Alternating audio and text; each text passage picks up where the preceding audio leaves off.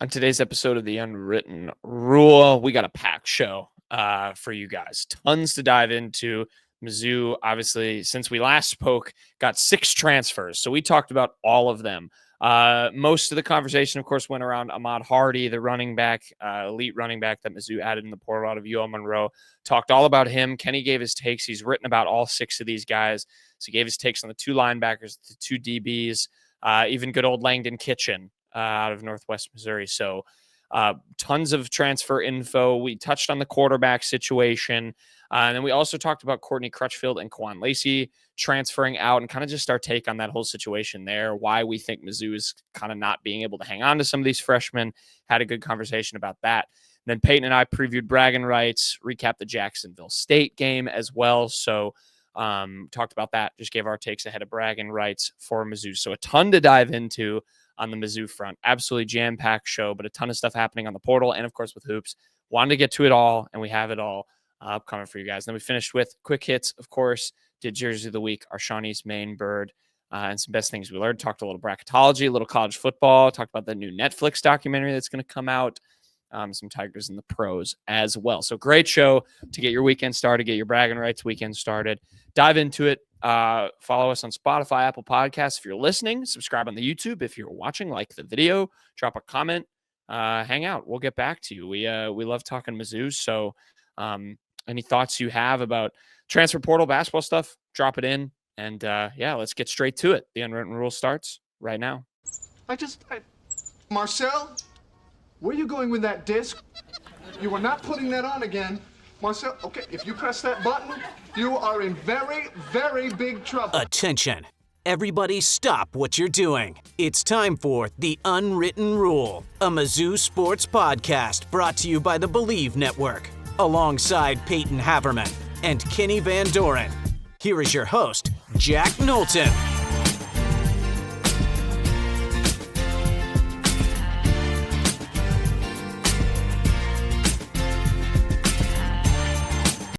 Welcome back to The Unwritten Rule. Today is Friday, December 20th. Thank you for joining us on another edition of the Transfer Portal Chaos. Subscribe on the YouTube or on Spotify if you're listening, or Apple Podcasts, or Amazon. We'll leave Kenny's loyal music platform. It's not on Amazon. I tried to listen to you guys when I was on vacation. It wasn't there. Oh, maybe you should get Spotify or Apple Music like a normal person. That's a beef for another time. Welcome back to on the YouTube. Yeah, if you're watching on the YouTube, Kenny gave a thumbs down. Welcome back to the Unwritten Rule. The craziness of the transfer portal is upon us. And boy, oh boy, since we last spoke, or at least since Payton and I last spoke, and welcome back, Kenny. Hope you enjoyed your vacation, because you got thrown right into the fire, sir, because Mizzou has gone pretty crazy in the transfer portal. The Tigers have added quite a few players since we last spoke. 6, I believe, if I'm counting correctly. And we're going to talk about them. We're going to dive right into it. But we are going to start with the gem of it.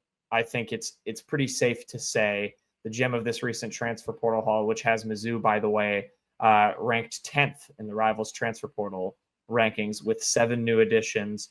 Headlined, Payton and Kenny, by Ahamad Hardy, the running back out of Louisiana, Monroe.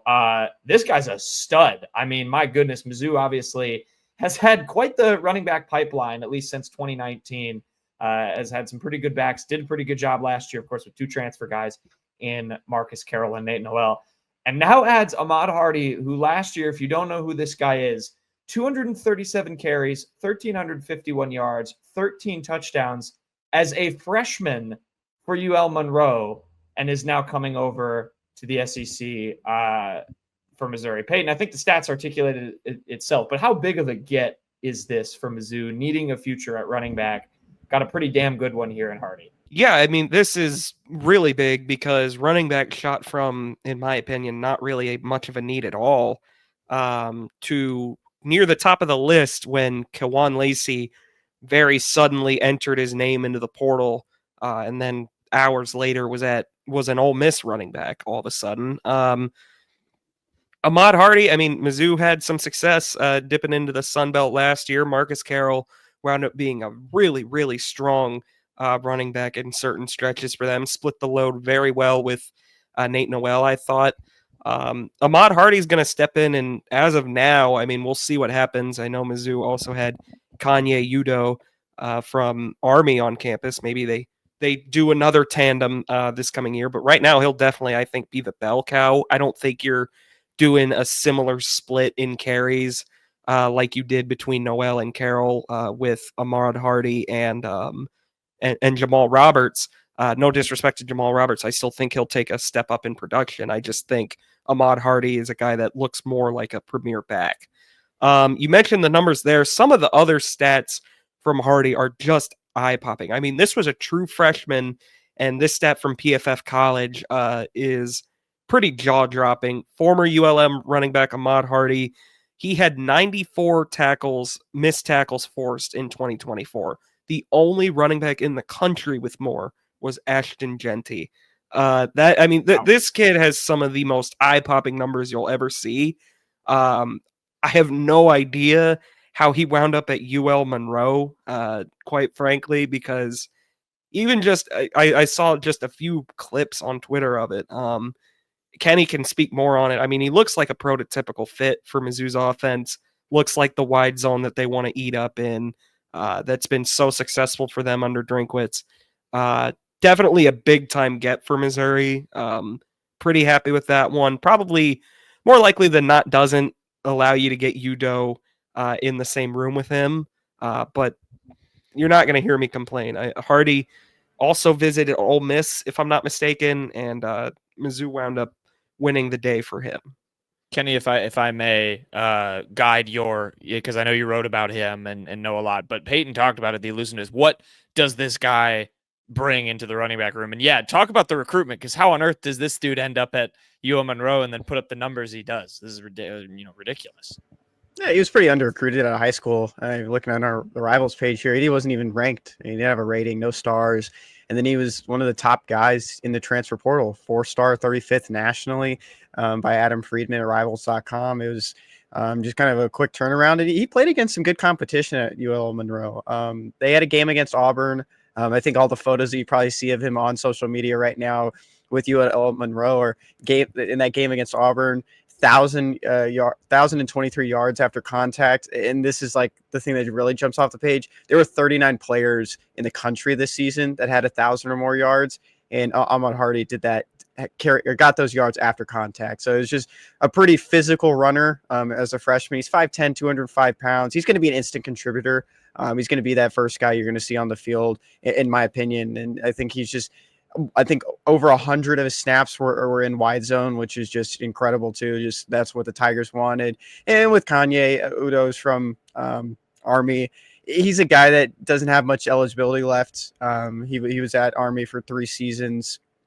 Or 2 or 3 seasons. And so talking with him, he wanted to be a guy that came in and was an instant contributor. He was the second leading rusher at Army this past season. So he wanted to go to a team that was going to give him that opportunity. He has a series of visits here. Southern Methodist is in there, North Carolina picking up a lot of commits just from everywhere, it seems, with Bill Belichick there. So I don't have any intel from him on what he's thinking. And he did love that, Army connection, military connection with Curtis Looper, but they got Ahmad Hardy on that visit kind of out of nowhere, it felt like, earlier in the week. And he just committed right after his visit. So the Tigers got their guy, great replacement. And he had a Kentucky visit lined up, actually, I think for today, Thursday, when we're recording this.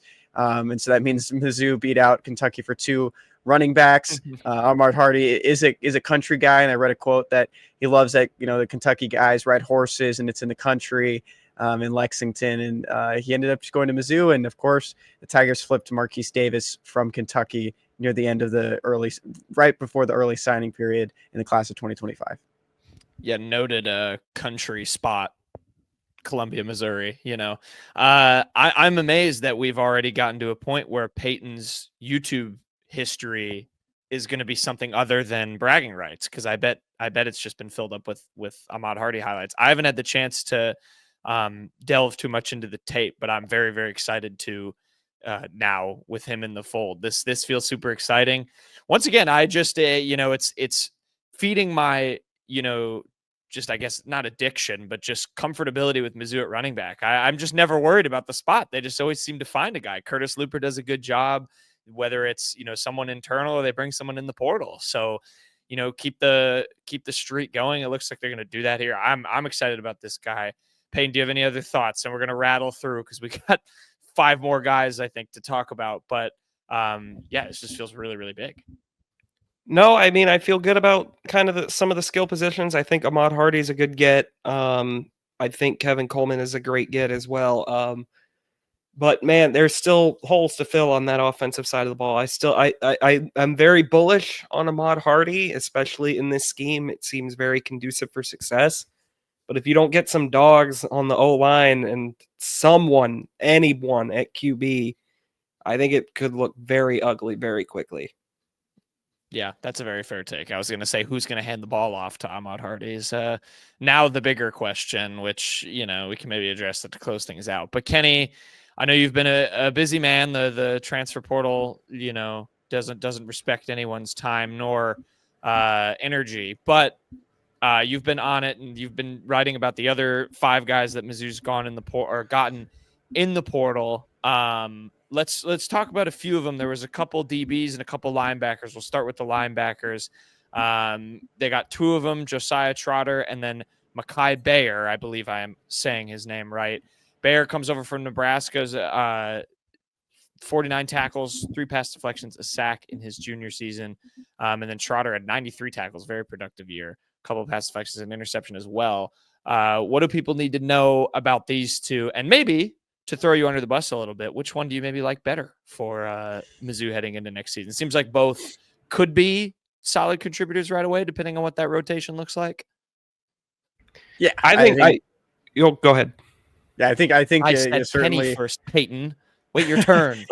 I think certainly I'm going to give a shout out to Kyle McGreevy, who's at Mizzou today, who kind of wrote about a lot of these guys while I was on vacation. And we made a joke that, of course, a lot of these articles are pre-writes. You know that some of these guys are going to start leaning towards Mizzou.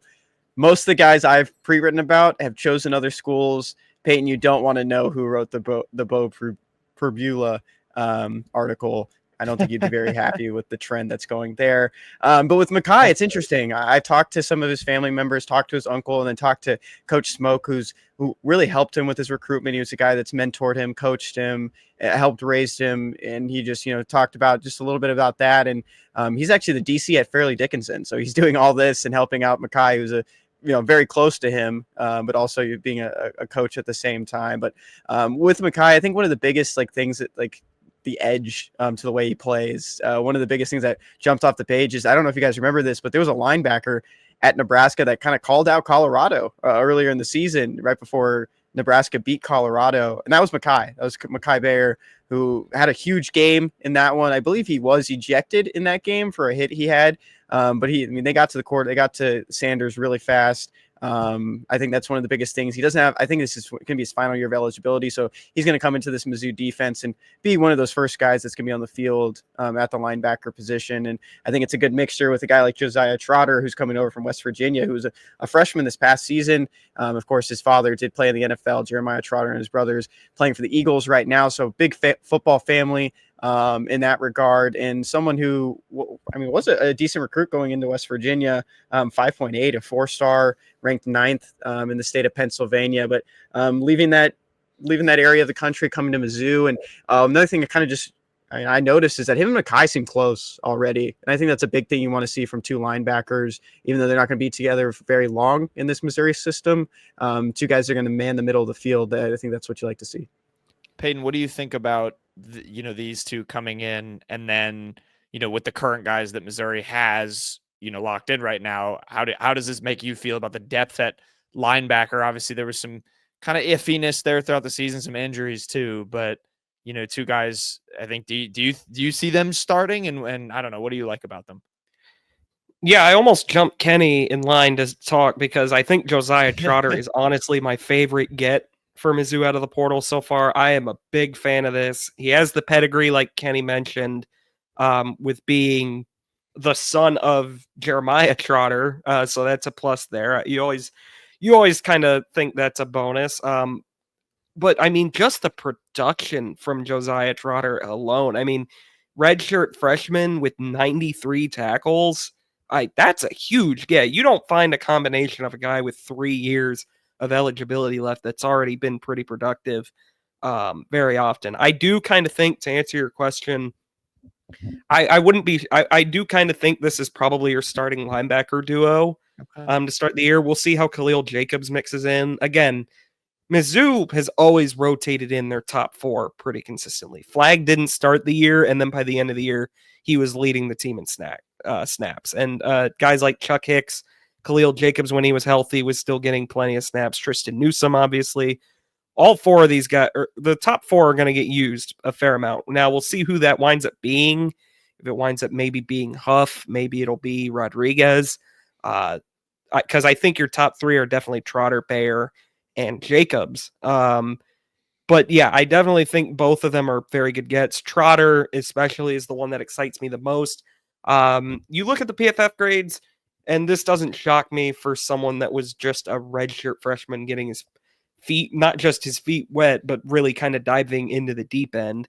Not fantastic in pass coverage, not like egregiously terrible, but not fantastic. Very good against the run.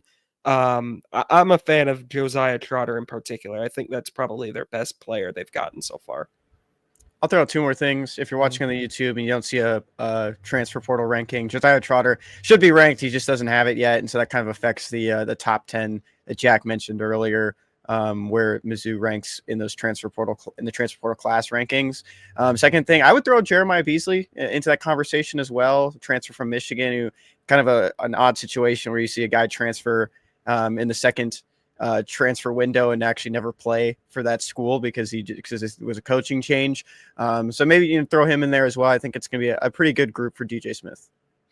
Yeah, I think when I hear Payton talking about the PFF stuff with Trotter, obviously you want your linebackers to be good in pass coverage, but just after 2 years of Tyron Hopper, and I love Tyron Hopper, he was good for what he was when he was on the team, but 2 years of Tyron Hopper and Chuck Hicks, I almost enjoy that run stopping prospect a little better because the missed tackles I feel like have been kind of a problem at times in the linebacker room. So, it sounds like Trotter is a guy who can rack them up. So, yeah, that's exciting. And I appreciate the love for Nick Rodriguez. I'm excited for him. I think he's going to be really productive in years down the line. But yeah, Trotter and Gbayor coming in at the linebacker room. I think 2 really good additions. You heard it from Payton, the ringing endorsement of Josiah Trotter.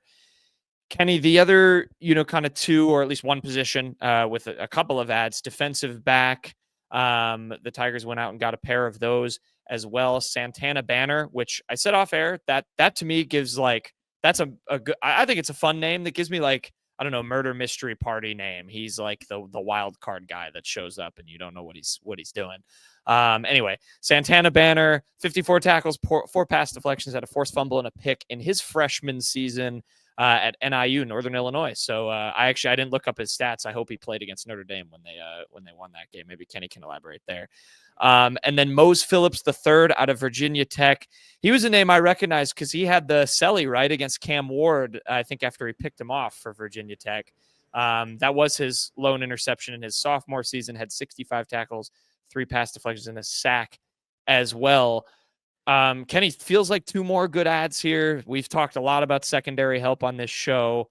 What do you like about these 2? And Payton, now I'm making it clear, Kenny is going first. Then Payton, Yes, you can dive in if you want to. Don't bite his head off. But yeah, what do you guys like about these 2? Yeah, I think one of the big things that jumps off the page is eligibility. That is something that the Tigers will need to rely on kind of moving forward. They ran into an issue coming into this transfer portal window where they lost 3 guys to eligibility: Joseph Charleston, Sidney Williams, and Travis Johnson, who were backups. And then you really just didn't see the best safety play this past year. Of course, still waiting on, is Dalen Carnell going to, look at the NFL draft. As of right now, he's playing in the bowl game. He's going to stick with the Tigers currently on the roster. But, he didn't walk at senior day for a reason, for an opportunity to possibly walk next year, keep boosting his stock, but still waiting to see if he gets an invite anywhere to any of these senior year bowls. But, guys like Santana Banner and Mose Phillips, who actually committed a few hours before we were recording here on Thursday, they're younger guys. And I think that's a good thing for the safety room. Both going to play at that safety position. Both are going to have opportunities to start and see snaps early on. I think it's going to be a good competition for Jacob Yoro's group. And I just think these are two really solid gets, guys who performed well at their respective levels. Yeah, I mean, look, end of the day, Missouri needs bodies in the safety room. I mean, they lost 3 huge contributors, and it wasn't really a group that played well. So a lot of new blood is quite frankly a good thing. I honestly wouldn't be shocked to see Mizzou maybe look for another safety either in the later signing period in high school or maybe the spring portal. But 2 guys that were starters, Banner, a freshman at the MAC level, can't be a bad thing. I like Mose Phillips being a 2-year starter at the Power 4 level. That's definitely a plus there. I don't know a whole ton about either. I haven't looked too much into either of them. But like I said, just a room that needed bodies at a certain point. I mean, it was a very depleted room. Kenny, I sorry if I missed it, but are they both probably going to play safety? I don't know how much they haven't looked at their PFF stuff, but they are probably both projected safeties. Yeah, they're both projected to play in that safety room. The Tigers have been linked to a couple corners. I'll even mention this on here. Elijah Culp who's at Charlotte. He posted an offer and then posted a graphic saying that Mizzou is in his top 3. Heard from some people around him that's not true. He actually never received an offer from Mizzou. So I still think corner is a position you need to address. And I know Payton definitely feels the same way about it. It's just, I think it would behoove the program to get someone experienced, but nearing the end of this portal window with a week left, still got some time, maybe late into that next window. They're definitely going to look at probably another secondary guy, if not in the high school stages going into February or in that second portal window, just to get a body. Like Payton said, I like that. Payton, before we talk about a couple of departures, give me your quick quarterback pulse. We talked about Pabula and where things are at there, but what are you? How are you feeling about that position? Terrible, awful. I feel really bad. Pabula has taken 3, is confirmed to have going to now be taking 3 visits since the Mizzou one. We've heard nothing about Fernando Mendoza. Ryan Brown was the only other QB I've seen them linked to committed to UNC. They have done absolutely nothing there as far as I'm concerned. And if you don't get a quarterback, not one single one of these other transfers we're talking about, I'm going to be honest, matter. None of them matter. 0 of them matter if you don't get anything at quarterback, because you're either going to have to rely on Drew Pine, who, yes, played a great second half against Oklahoma. But there was also a whole lot of other stuff that he did beforehand. Or Sam Horn, who I think everyone would love to be good, but he is in now his, 4th year in college, and he has yet to take meaningful snaps, and he's coming off a major arm injury. That's not a recipe for success. It's time to figure something out. Drink's gotta pull something out of his sleeve at this position. Otherwise, nothing we're talking about is going to matter, and next season will be a disaster. Kenny, do you have any good hopes for us, or are you just sharing in the misery? Yeah, I think you can get maybe into it more when we talk about some of these key departures that happened this past week. Yeah, it's just where college football is, and I wish sometimes maybe coaches be a little bit more open about it, but you don't want to talk about your losses, and you don't really want to talk about quarterbacks that other schools or enrolled anywhere else. So it's definitely a spot where they need someone. Like, it was the one that you would thought they were going to put all the resources in. It looked like Miller Moss was going to be the guy. It's like, if they got Miller Moss, attract other USC targets, wide receivers, tight ends, running backs. If you need to fill holes, that tight end not a position that you really need to worry about right now, but. It's not a good spot to be in. Still got a week left here. Some guys out there like Mendoza, Pabula. I think you just got to wait to see how it happens. Some of these announcements kind of come out of nowhere. Maybe we'll get one while we're recording here, but that'd be fun. Breaking news. No, I don't think it would be fun for me. That is definitely something that I feel like it's fair to worry about, because there just really isn't much news coming in about some of these guys either. Because another thing I'll mention, when you look at guys at the college level, they've been through recruitment before. They've had to talk to all these people. They enjoyed that early on. You enjoyed the coverage, enjoyed people wanting to talk to you. Second time around, you're a college guy. You're getting more money. You're getting serious looks. You don't always want to be open about certain things. So sometimes it's just people close to you. Sometimes it's your agency, which is a big thing now. Sometimes agencies just don't want to talk. So it's just one of those things where not a lot of information is always going to come out, especially at just a premier position like quarterback. And before we talk about some of these guys that I forgot. I was that moved away. You didn't let me talk about Langdon Sorry. Kitchen, who transferred. And Payton's not allowed to talk here on this one either. I'm actually going to drop him out of this one before he says something rude. Oh, wow. But Langdon Why Kitchen, am I not allowed to talk about Langdon Kitchen? because you just want to point straight to the lower can't- number of sacks. And someone actually pointed to me on the board as well about it. And I feel like I probably had an stand the improper tone on the way back, but it's still a good size for that defensive end room. And just a guy who's 6'6", 265, of course, played at a Division II school at Northwest Missouri State. And there's some good competition there. You know, it's still not going to always translate, but it's not just like Mizzou was the only team looking at him. It was not like it's a walk-on offer.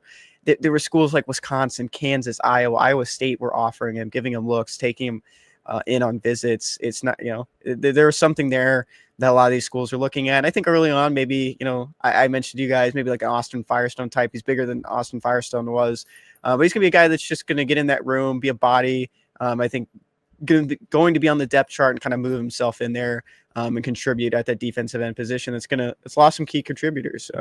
Didn't have Joe Moore for the rest of the season, who's going to be out of eligibility, and then Johnny Walker is going to be out of eligibility as well. So getting him in is a big deal. He's from right down the road in Huntsville, Missouri. This is a big deal for him. He didn't even get looks at Mizzou, and talked to his high school coach, who was his defensive coordinator, and he mentioned he's pretty sure that Langdon Kitchen is the first guy from Western High School in Huntsville to receive an actual scholarship from Mizzou and not just be a walk-on that earns a scholarship down the road like they've had the past couple of years. So that's a pretty big deal for a small town in Missouri that plays at the lowest level in Misha.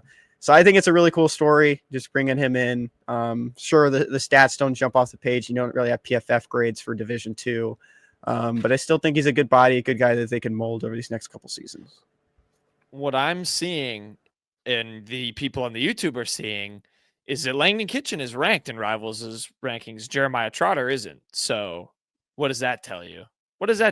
I think Trotter kind of slipped through the cracks. I've been asking for him to be ranked. I'm not like saying, oh, this guy needs to be a 4-star, but I've asked, when is he going to be ranked? And it Kenny, you don't need to justify it. I'm justifying it. Langdon Kitchen's ranked. Trotter isn't. Yeah. It's just what's out there. That's another addition. And if anything, he has the best name of the bunch. Maybe it's Santana Banner. I'm a Santana Banner defender. His name is cool. Anyway, so I made Payton mad by asking about the quarterbacks, and now I'm just gonna double down, because while there was a bunch of good additions, and I do like it, and you guys have helped me just in talking about them, I do like the additions Mizzou brought in. Two guys have gone out the door since we last spoke to you, fair listeners and viewers of the Unwritten Rule. And it was two of Mizzou's kind of premier freshmen in 2024. Kewan Lacy, the running back, made some impacts last season before he got injured at the end. He went and transferred to Ole Miss. And then Courtney Crutchfield, who Mizzou took out of Arkansas's backyard, has now gone back to his home state and will play for the Razorbacks next season. These were two 4-star guys. Already? What? It's not confirmed already, but that is. Oh, my bad. That is rumor and reports. I see. I had seen so much smoke about it. I just assumed he had already landed at Arkansas. Probably going to go back. I'll do some speculating there. Kewan Lacy has signed already with Ole Miss. But Payton, I know you have a lot to say about this, and we're not going to talk about the two in depth. They were freshmen. They didn't contribute a whole ton. But I remember our podcast from the summertime when these guys committed and how big these additions were and what this meant for the future Mizzou's roster. You lose both of them after a year, two guys that have a lot of promise, and you lose them to SEC competition for that matter. How bad is that in your eyes? And just, especially when it is two teams in conference, what does this mean kind of in terms of just your take, I guess, on Mizzou recruiting these guys and not being able to retain players like this?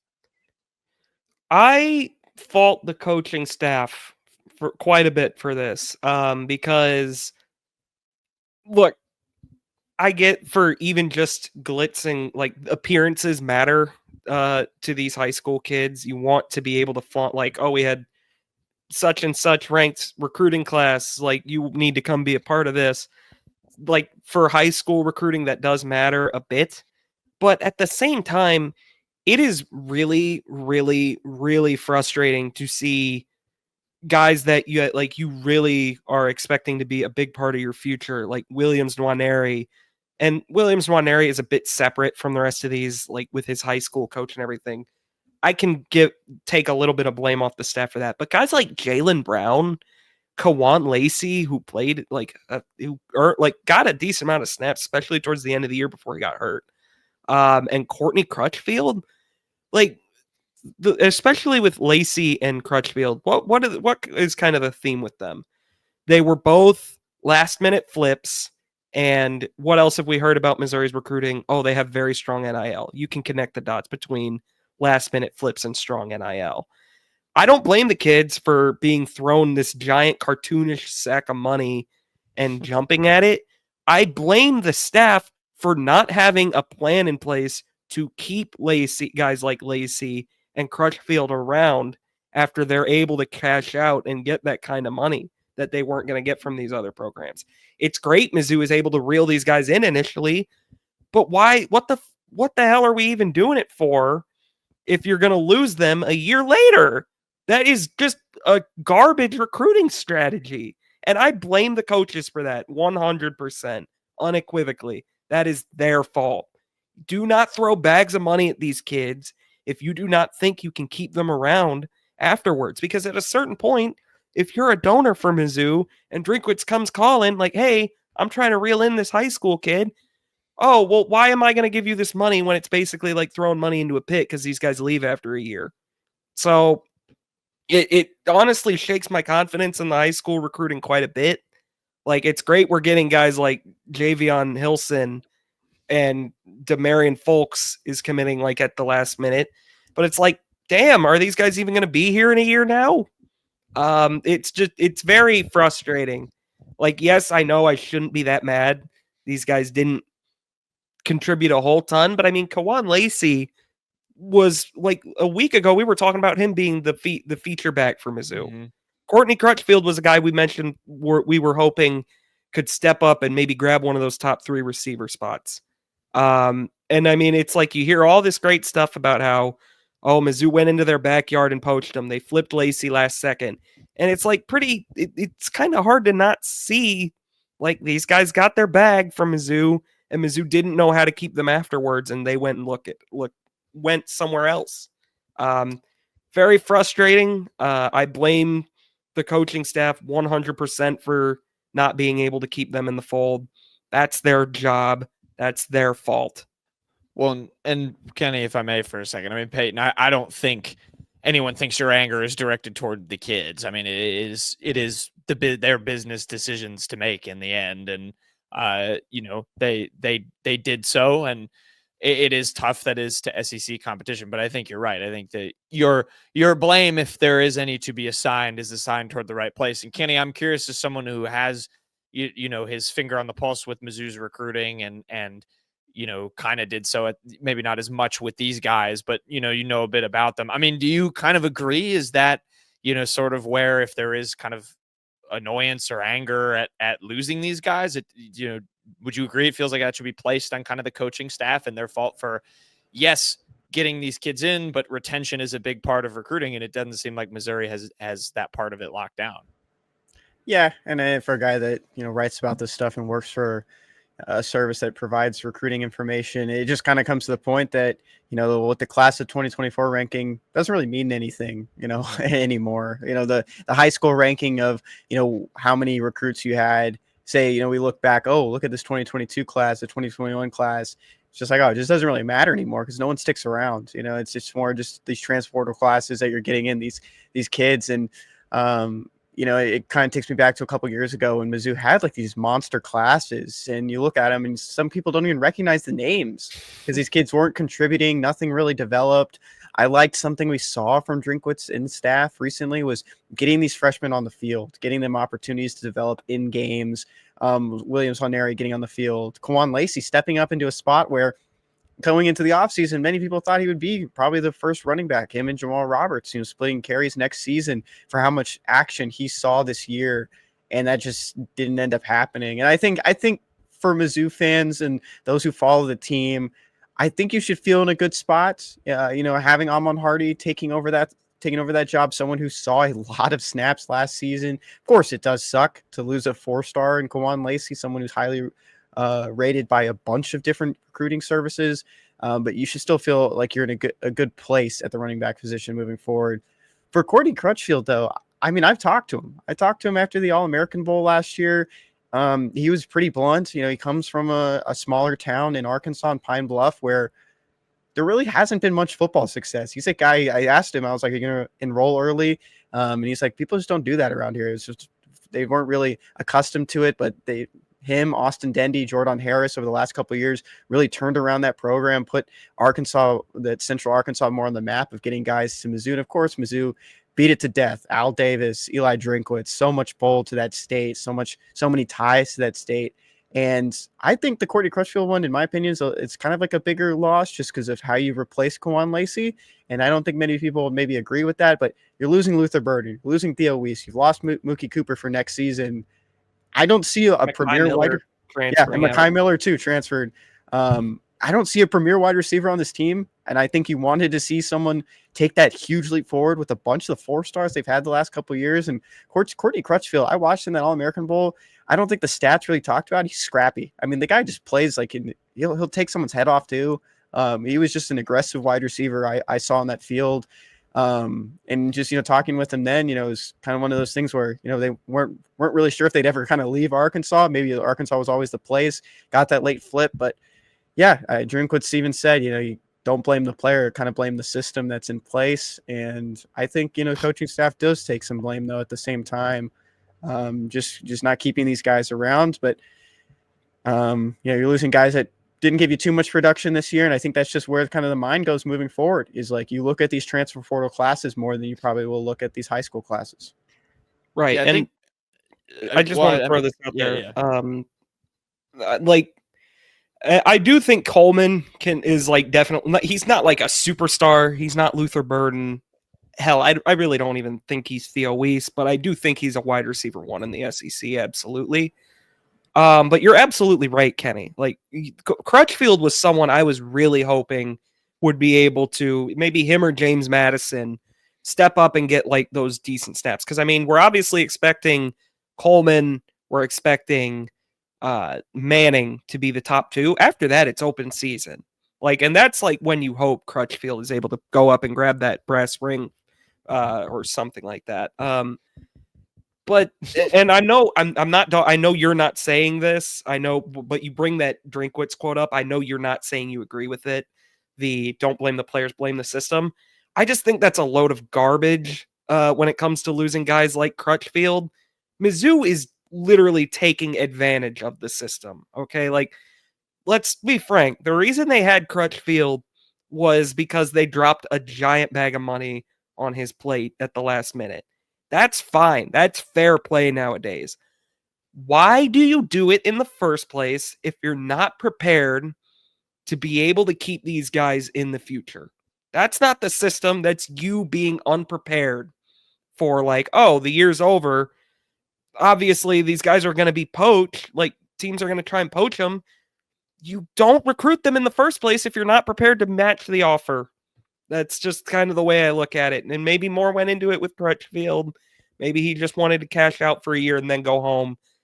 I don't blame Courtney Crutchfield. I'm just very frustrated that the staff is not keeping these very highly rated freshmen like Nwaneri, Brown, Lacy, and Crutchfield around. Because if you're not going to keep those around, why do we even care about high school recruiting?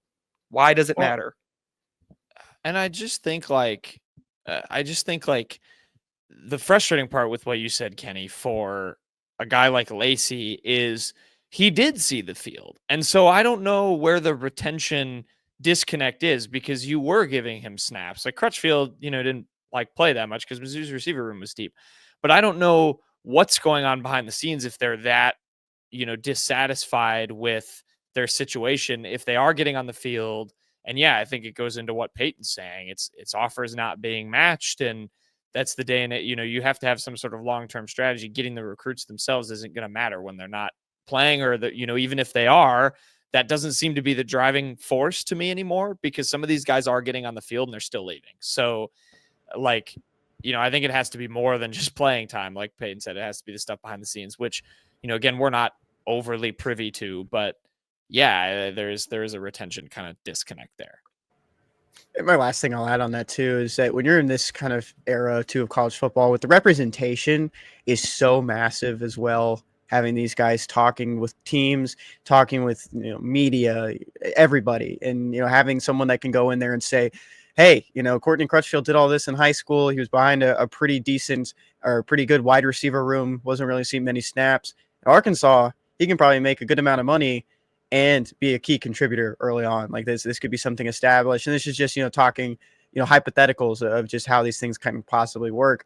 It's like professional sports. If you see somebody, if some wide receiver in the NFL, if he's making this much amount of money, X much, but he's better than this other wide receiver, when he has the opportunity to be a free agent, he's going to go find what's best for him. He wants to beat that number. He wants to beat what's promised to someone else. And I think that's what kind of, plays into that as well, is, what's the best situation, NIL, being close to home, opportunities to be developed, best coaches that you've built relationships with. It's just an equation that there is no, true variables in it. There's so many different variables for every single person, and you're never going to hear that. Maybe Courtney Crutchfield gets, or Kewan Lacy too, or Williams-Sonera gets to go on the podium at their next school and gets to talk about it. Gets an opportunity to say, "Hey, this is why I came here."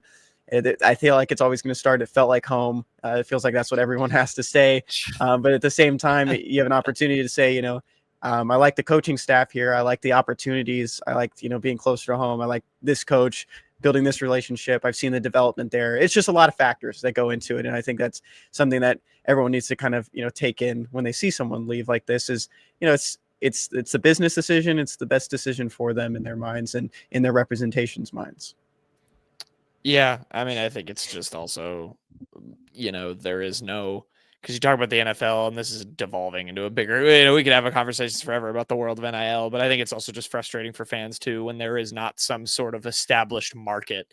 At least in the NFL, it's, oh, so-and-so's offer got matched. We know how much it was, or they were paid more, or this team had more money and could afford to pay them. All that stuff is happening, but it's so deregulated and unclear about how much we're actually talking about. I think it creates a lot of confusion, for fans and decisions. But all that said, yeah, it's frustrating to lose those guys, and I think it's a problem that Missouri is going to have to fix. So, we'll see how it goes. But nevertheless, circling back, they have some good signings and our transfers that they brought in, and we'll see what happens at the quarterback position. Not gonna beat a dead horse anymore on that one. We'll segue off of football. We've got some hoops to discuss for the upcoming weekend. We're removing Kenny because he wasn't here, and he's so not dedicated to the grind because he didn't watch Mizzou Jacksonville State, Payton, on his vacation. Can you believe it? I can't believe that. No kidding. Can't believe he chose to. He claims it's his favorite program at the school, right? Yeah. I mean, yet he some doesn't fan watch. he is. I mean, come on, ridiculous. But Some fan you are, Kenny. Yeah, unbelievable. Anyway, You didn't want to watch Jacob Cruz ball out? Yeah. No, I'm coming back in. I'm not a fan. I just said I like to watch men's basketball probably a little bit more than I like to watch football. I'm not a fan. Unbiased reporter. Stop saying that. Not. Okay, sorry. Kenny is not because he writes about the team. He's not a Mizzou basketball fan anymore. He is just he enjoys watching the sport more. I misinterpreted. That's my apology to Kenny. Either way, it's still no dedication to the grind. Yeah, no dedication to your grind either way, Kenny. Yeah, I didn't hear a defense for that. Anyway, yeah, we got some basketball talks. We obviously got a big one coming up on Saturday with Braggin Rights. But Payton, let's Sunday revisit what? Braggin Rights is Sunday. Yeah, I said this weekend. You said Saturday. No, I didn't. I said this weekend. You said coming up on Saturday. Kenny's just nodding his head in the waiting room, so I don't know. Kenny, not if you agree with me. Yep, Oh, boom. Okay. All right. I owe you so bad. Braggin Rights is on Sunday, for heaven's sake. Sunday Mizzou, noon. Illinois. But let's revisit Jacksonville State for a second, Payton. This game was a little weird. Missouri ended up winning it by 11. It, was feeling a little Jackson statey, if you will. Of course, calling back to Mizzou's loss to the best, what was it, 0-5 team in the country at that point. Yes, correct. Thank God that didn't happen, but Mizzou did survive. What was just your, I guess, we'll just do an overriding takeaway before we talk about Illinois from this game? I've got one individual player I'm going to talk about, so I'm going to put him off limits for you, Payton, because I think I know you. I know who you're going to talk about. Yeah, so you I know won't who I'm going to mention. But yeah, what was your just takeaway from just kind of some weirdness? Mizzou didn't really show up. Yeah, I mean, look, this was a game they clearly did not have much interest in playing. There was just it was their worst effort of the season, I think. Not worst game per se, although you could make that argument as well. It was just low effort for the most part, I think can be attributed to a lot of the problems. Look, Missouri's always going to get beat on the boards because of the way they play. This was more like they've done a good job this year, I think, of really not being absolutely brutalized to the point where it's just insurmountable. I think they've done a good job of that this year. This was different, though. You could tell there was just not a ton of effort being put forward, it felt like mostly. And I don't think that's going to be a big problem going forward. It's just, like we mentioned, big game on Sunday. I think you really, really put yourself firmly in tournament talks just for good if you win on Sunday. But just kind of lower effort, I thought. And then they pulled away when they needed to, thanks in part to a guy who has really just caught a lot of ire from me, this podcast, from everyone that's been a Mizzou fan this year, Jacob Cruz. You got to give him his due. Yeah. He was absolutely great in this game. He got a flagrant foul and hit 3 threes. He should do that every game. I mean, who would have ever guessed going into this game that Jacob Cruz would lift Mizzou to a win in this one? Mizzou did, Payton, because they put him on the graphic beforehand. They called it. Right, of course. Mizzou's team correctly putting Jacob Cruz on the Jacksonville State graphic. No, Jacob Cruz, though, 6 of 9 from deep. I mean, that's the player we were hoping for when we first got him out of the portal. We heard like all the talk, like, oh, he's a great lethal 3-point shooter, and Mizzou had not seen it at all. Mizzou had seen none of that. He finally got it going. 6 of 9 from deep. Mizzou has shot well in their last 2 games from deep without Caleb Grill. That's an encouraging sign. He played good in this. He was the reason they won, quite frankly. He was the one that finally was able to get Mizzou some breathing room, and they survived the upset bid. I really don't think there's an underlying issue with this one unless the lack of effort on the boards in particular kind of becomes a theme going forward. I don't think it will. I think it was just one of those overlooking your opponent situations. It happens. Arkansas was tight with Pacific University for 30 minutes. South Carolina, who just beat Clemson, and Clemson had beat Kentucky's only loss this year. South Carolina lost to North Florida earlier this year. So games like these happen. Ospreys, Payton. That's a real number. Yeah, I know. Obviously, the Ospreys are just a wagon. But Mizzou did not let it become a disaster. They got a win over a Jacksonville State, by the way, 6-5. You look at their losses; they are all by like 5 points or less. Other than this one, no, you can't do. This is the best 6-5 team in the country. Argument. This is legitimately the best 6-5 team in the country, and they beat them. You become the concept you swore to destroy. Yeah, but look, Mizzou toted the line of disaster. They did not cross it. They stayed on the right side of it, and they got a win. They got to a 10-game win streak, and Jacob Cruz. This is kind of the stat that I think will make Dennis Gates the happiest. He's the 8th different player to lead Missouri in scoring in a game this season, and they've played 11 games. That is unbelievably good for this team, especially considering how much we've talked about Dennis Gates loves him some subs. That's a very encouraging sign going forward. Yeah, I think that's about as good of a stat as you're going to get out of Mizzou's schedule, because it shows what we've talked about all year, is that more than one player on this team can hurt you. It doesn't need to be the Sean East and Tamar Bates show every night. And it wasn't again tonight. I mean, Tamar Bates was bad. He got benched for a long time, only scored 2 points in 21 minutes. I mean, but that's fine. We don't need Tamar Bates to be good against Jacksonville State. We need him to be good against Illinois and against every SEC team.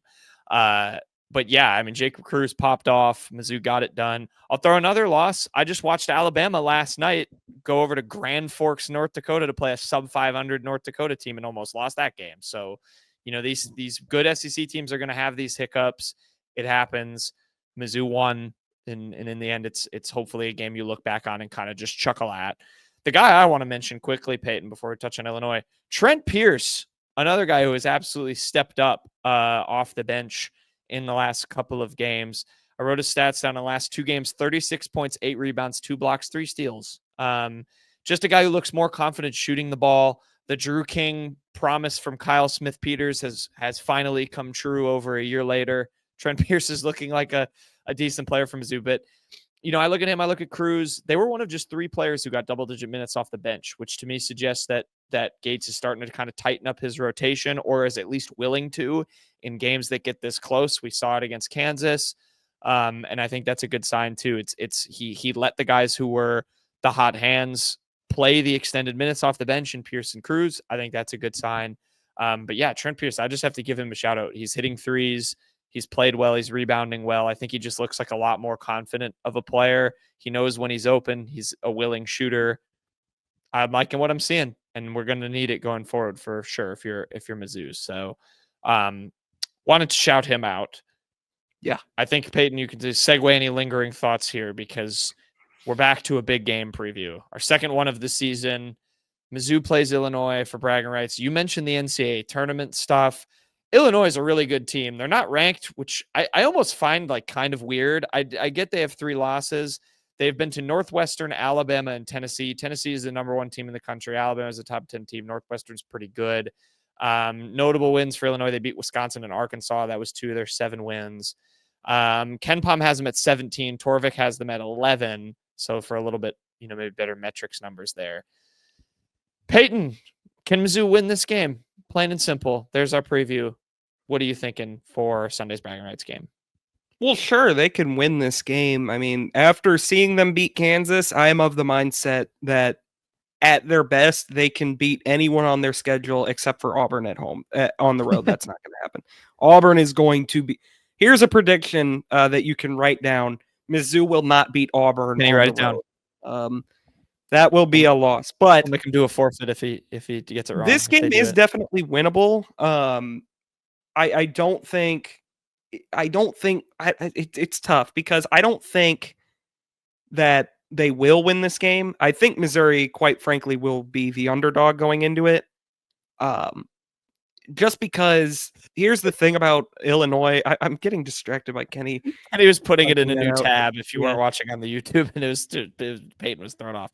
Continue. Here's the thing about Illinois is that I think that just because of what we've seen from Mizzou this season, like Mizzou has been prone to some stretches where they just play some hideous basketball. Like we saw it in the second half of Memphis, and it lost them the game. We saw it in the second half against Kansas, but they were able to overcome it. If they play in that second half like they did against Kansas, like they do against Illinois, I think Illinois is more capable of kind of making them pay for it because they have just guys that shoot people out of the gym. I'm not even going to bother trying to pronounce this guy's last name. Kasparis. Yeah. For Illinois, he's their leading scorer this season, 16.1 a game.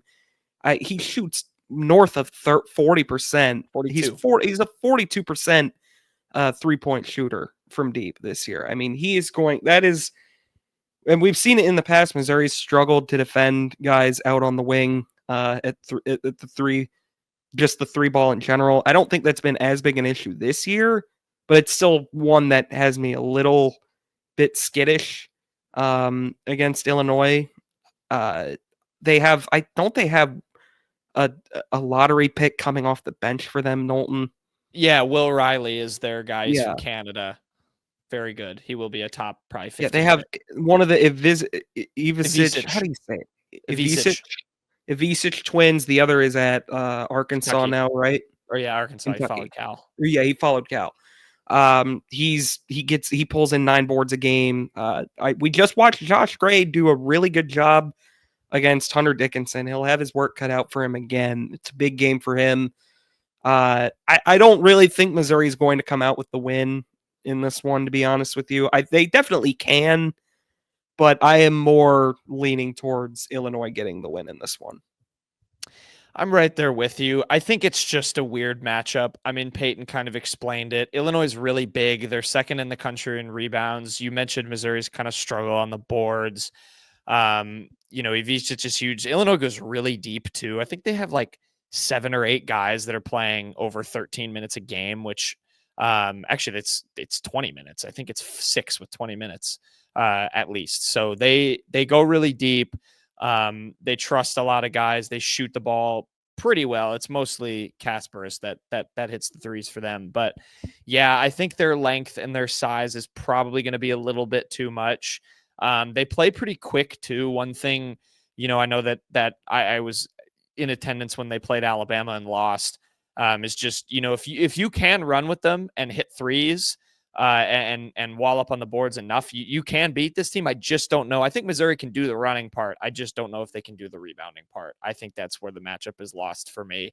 And it's not anything against Missouri, like Payton said. I think it's just a little bit of a weird matchup. It's a tough matchup for them. Yeah. I think Mizzou just struggles on the boards in this one. So I think I like the Illini too, which is unfortunate, but yeah, man, if they win this game, it's tournament convos all day long. Like Payton said, that would be so fun.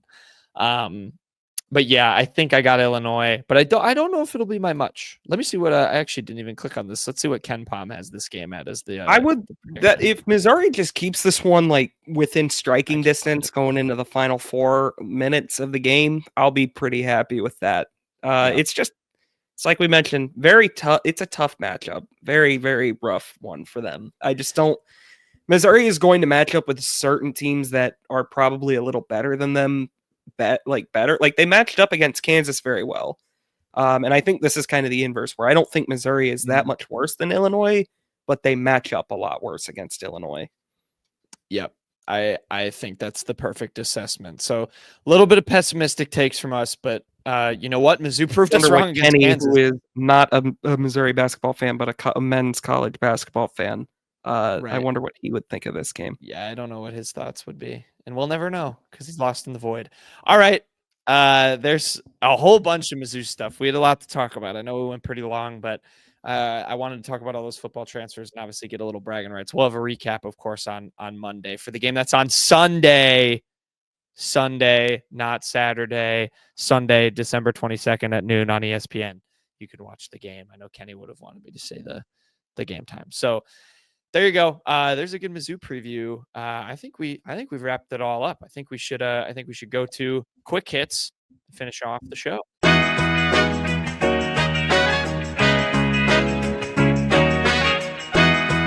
Okay, quick hits time. And guess what? Now Kenny's replaced Payton. This show has gone off the damn rails. Thanks for joining us again, Kenny. I guess. What's your jersey of the week? Not that we didn't read it for you last week because you were gone. I don't think we're going to ever have perfect attendance on this show again, except for me. I'm going to kick you both off. Do this all by myself. What's your jersey of the week?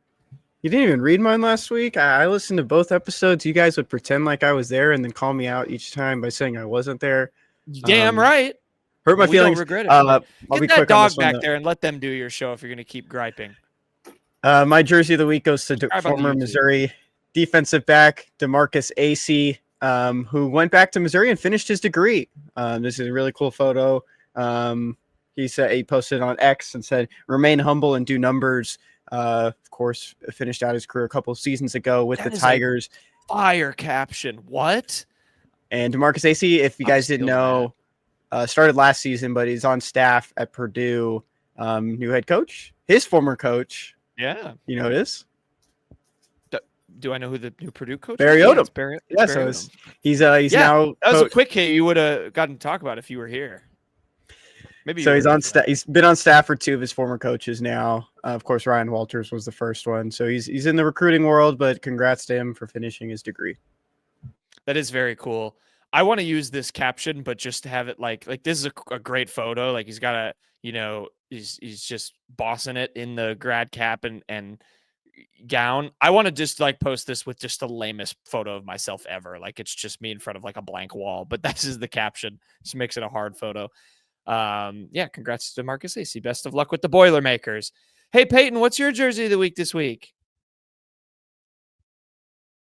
Oh, look at that. He's not here. The turntables. Kenny, would you like to do the honors of reading his since we had to do it for you, or we did it for you the last week? Yeah, I'll take it. This is a report that Michael Porter Jr. would likely be involved in any major Denver Nuggets trade this season, from T. Jones on the NBA and Sam Amick.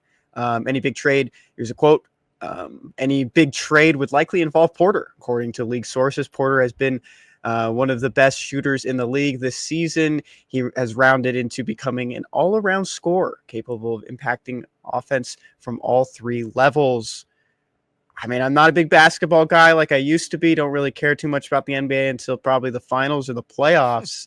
But former Missouri guard, or I guess forward, possibly on the move.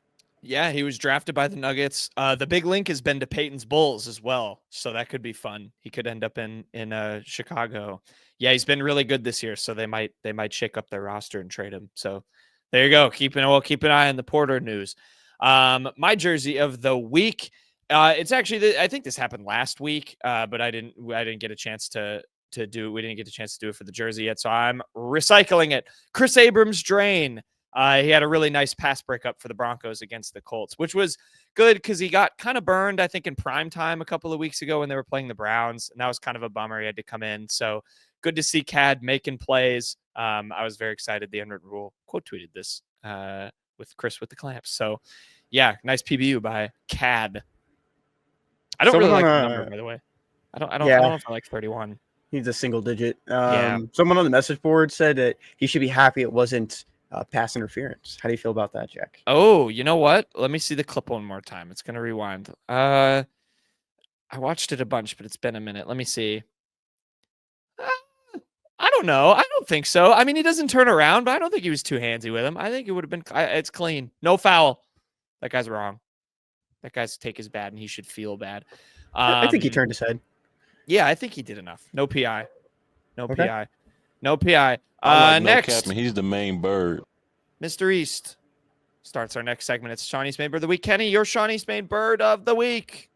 My Sean East Main Bird of the Week goes to the Iowa Hawkeyes, who will likely not be wearing black in the Music City Bowl. I think when sometimes you think of those Iowa uniforms, you think about those kind of those all blacks, those black tops over these past couple of years. But Mizzou football said today to wear black to the game, so possibly a blackout. I think I did see a photo from Mizzou football recently pointing to some threads that they possibly might be wearing in this game. Here it is. It's in the details. So black uniforms for the Missouri Tigers. Black uniforms for the Music City Bowl. You know, this would be a good time for a Payton review segment, but he's not here, so he can't weigh in. But yeah, that would be cool. I'm very excited for the Music City Bowl. I think I will be in attendance representing the Unwritten Rule. So excited to head up to Nashville for that and get the game that we so missed in 2020. I'll read Peyton's main bird of the week. It's going to go to former Philadelphia Eagles offensive lineman. There's your bird connection. Jason Kelce. Jason and his brother Travis. They have, of course, their podcast, The New Heights. I guess you can subscribe. We'd prefer if you subscribe to the Unwritten Rule, but we won't start any beef with The New Heights yet. We're not that big. Travis Kelce and Jason Kelce gave a shout out to Mizzou running back signee Marquise Davis, who of course went to the same high school as the Kelces. Oh my gosh, Kenny, my mind just went blank. I'm blanking on the name. Why am I blanking on the name of the high school? Cleveland Heights. Cleveland Heights. I was thinking Shaker Heights. I totally just I had New Heights podcast and everything, and the name just escaped me. Cleveland Heights. Marquise Davis, the running back commit for Mizzou, went there. So did the Kelces. Pretty cool to see them give him a shout out. It would be absolutely sick if we saw. I think Jason Kelce was at was it West Virginia or somewhere? Appalachian State. That's where it was. Just randomly at a tailgate. If he wants to come, it would be so great if we just see him shotgunning beers in a pregame shot before a Mizzou game this next fall. That would be so awesome. I would love that. So yeah, shout out the Kelces. One of my favorite things I got to do before the early signing period was talk to the high school coaches of all the confirmed guys that were going to sign that Wednesday. And I think one of my favorite conversations was with Max Stevens, who's a tenured coach at Cleveland Heights. And I didn't know this too much about, Cleveland football. Sometimes guys don't even play high school football. They play on these travel teams, which, I mean, you see that a lot in baseball, but in football, it was kind of like a thing to me. And just one anecdote there is that when we got on the phone, initially, I accidentally said at New Heights instead of Cleveland Heights. But then when we had that conversation, he talked about how Marquise Davis didn't play his freshman season in the program, ended up getting there in his sophomore year, got there late into camp and was just a dog. I think that was just one of the things that they loved about him, is that he could play both sides of the field. Physical guy, old school runner, not very talkative, just shows up to work every day and is very humble. So a lot of good qualities I think Mizzou fans should be excited about with Marquise Davis. Ringing endorsement. He clearly comes from a good high school. We got the Kelce boys coming out of there. So love to see it. My main bird of the week this week, my main bird is going to be Doug Gottlieb, who is the coach of the UW Green Bay Phoenix Bird. Doug Gottlieb, if you don't know this story, obviously people probably know who Doug Gottlieb is. He's a host of a radio show on Fox. He is also the coach of the Green Bay Phoenix men's basketball team. He is doing 2 full-time jobs. And naturally, it's not working. UW Green Bay stinks. They're very bad. He's their men's basketball coach, like I said. And the other day, Gottlieb was in a press conference and was kind of just going on a rant about wanting to play better non-conference teams, and said, we don't really get why we're playing nobody you. And that was before a game against Michigan Tech, which is a D2 team. Michigan Tech went on to beat UW Green Bay in that game, and Doug Gottlieb then didn't show up for his radio show later that day. So that was very funny. It's a failed experiment. Who would have thought the guy who has another job also isn't a very good basketball coach at the same time? So there you go. I thought this was pretty funny. And Doug Gottlieb. He got ratioed by Adam Schefter too. That was pretty good. Yeah, funny stuff, Kenny. Even though Schefter was a little bit wrong on what he initially did tweet. Yes. I'm trying to find it. Oh, I did find it. Okay. I'm going to pull it up on this screen as well. But there was a tweet he had at the beginning of December. I don't know if you saw this, Jack. Let me see. Here it is for the YouTube viewers. It is a schedule of what your December looks like. I think it's one of those things that people who are in like those 9-to-5 jobs kind of handle. But from the 2nd to the 6th, you pretend to work. From the 9th to the 13th, don't even pretend anymore. Actually, from the 9th to the 20th, you don't pretend anymore. And if I'm skipping some of those numbers, those are the weekend ones. And say you're going to start shopping for Christmas presents. And then the green ones start to kick in from the 22nd to 23rd, half of the 25th on Christmas, 26th, 27th, 28th, the 29th, and the 30th. You destroy your body with food and alcohol. On the 24th, you actually start shopping for Christmas presents. That is Christmas Eve. And then nostalgia on Christmas Day. Prepare for the inevitable disappointment that this is New Year's Eve, and then realize that you got absolutely nothing accomplished in 2024. I will shout out Brett Sarver for replying to this yesterday on Wednesday with "they already knew." I'm gonna give Brett a like there too. That is just really funny that a college basketball coach posted that. Oh, this is very Lane Kiffin-esque, but it's almost worse because Lane Kiffin doesn't shoot himself in the foot. Lane has success. Yeah, Lane is better on X.com, the everything app. So yeah, Doug Gottlieb, it's not working. It's not working.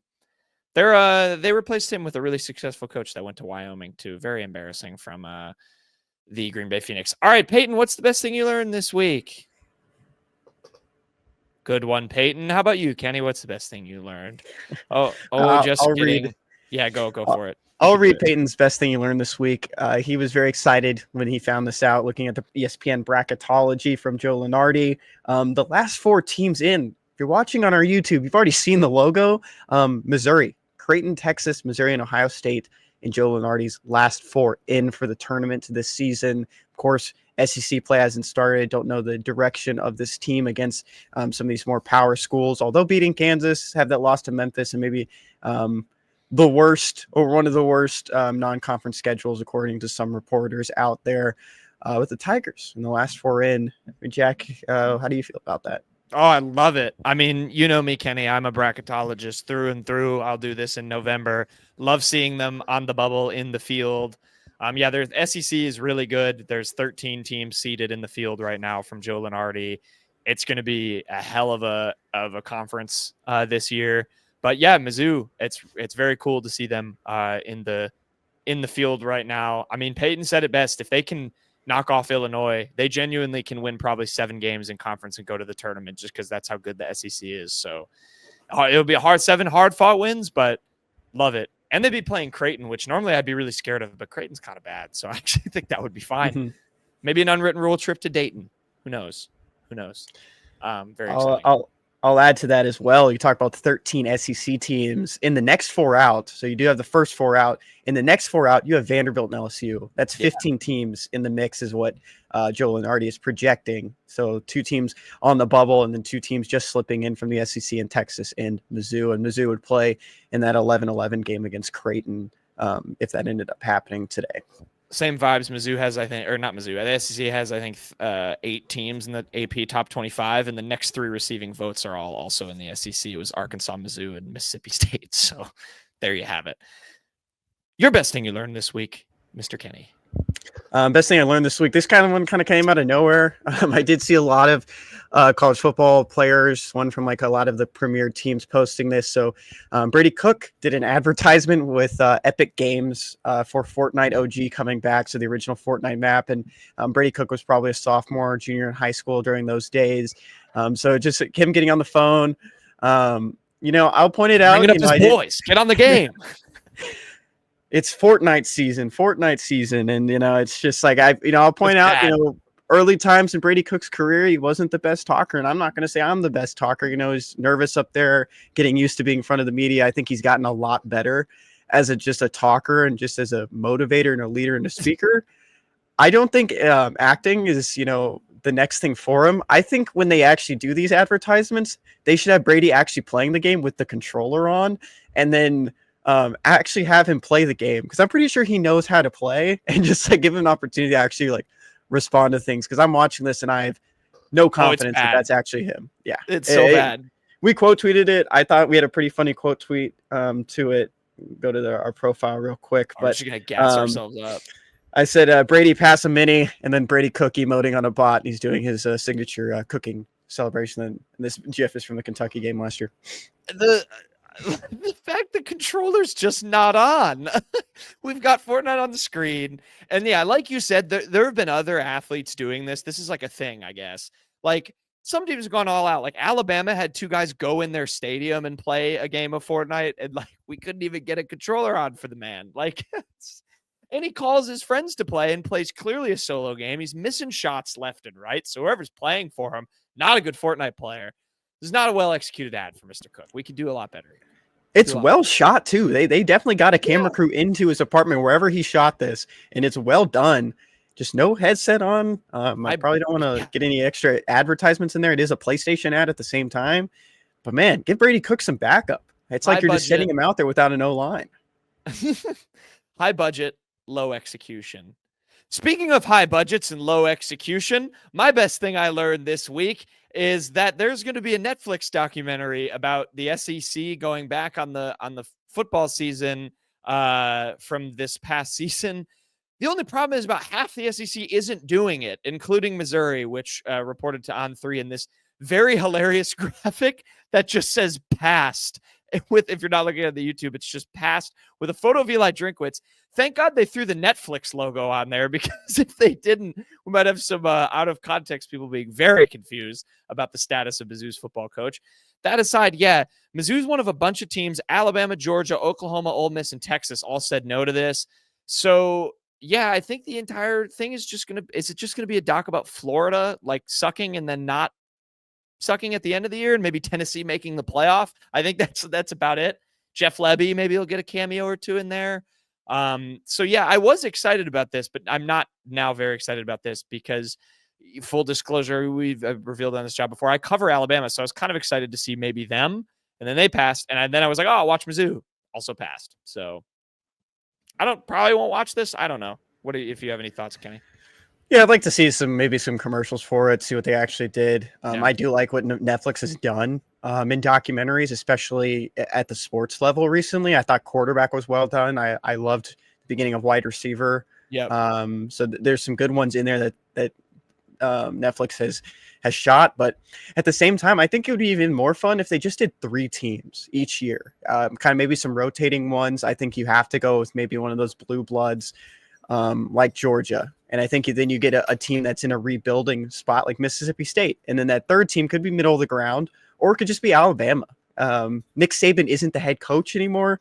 That is, I mean, you followed it. You wrote about it. What does that look like around this program, moving forward, or even just throwing a team like Florida with a coach on the hot seat? I think that middle one, you could really toss up anything, even Mizzou. Can Mizzou keep this moving forward? But if coaches aren't going to do it, then I guess it just doesn't really matter. I'm very upset that Ole Miss didn't do it because I love Lane Kiffin more than the next guy.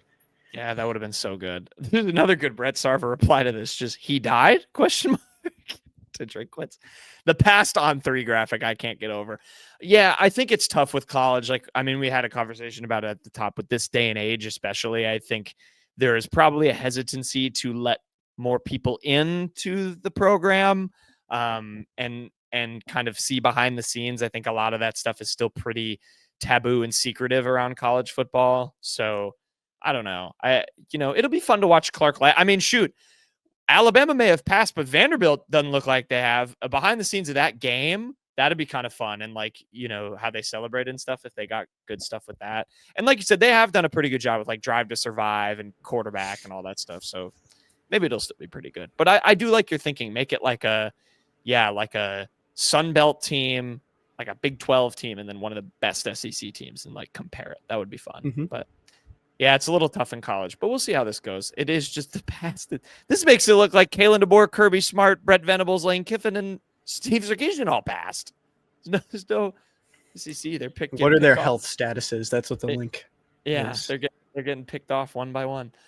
All right, there's a packed show for you guys for this Friday to start your weekend as you prepare for Braggin Rights. So I hope you all enjoyed. Subscribe on the YouTube. Follow us on Spotify, Apple Podcasts, all that stuff. If you're listening, we hope you enjoyed. We got shows like this twice a week.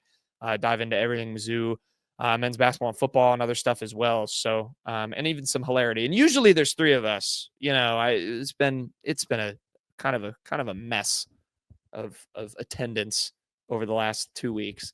It's okay though, Kenny. You're allowed to take a vacation. We won't blame you for that. We will blame Payton though. Payton shouldn't have left. Do you want to tell a joke in his absence? Should we not? Payton? That's my joke. Payton showing up to the show. That's a joke. The joke. Hey, yeah, I'll get you one real quick. I thought that one I was showing on the YouTube was pretty funny. Just kind of calling out Georgia there for a second. Okay, here's one. All right. Why don't skeletons fight each other? They don't have a tough bone in their body. Oh, I thought you were about to get it. They don't have the guts. You were like spot on. You were about one word away. The right thing. That was good, Jack. Yeah, well, thank you. Yeah, that's it. Payton, what's the best thing you learned this week? Yeah, exactly. All right, enjoy. We'll see you next time. Enjoy the Braggin Rights game.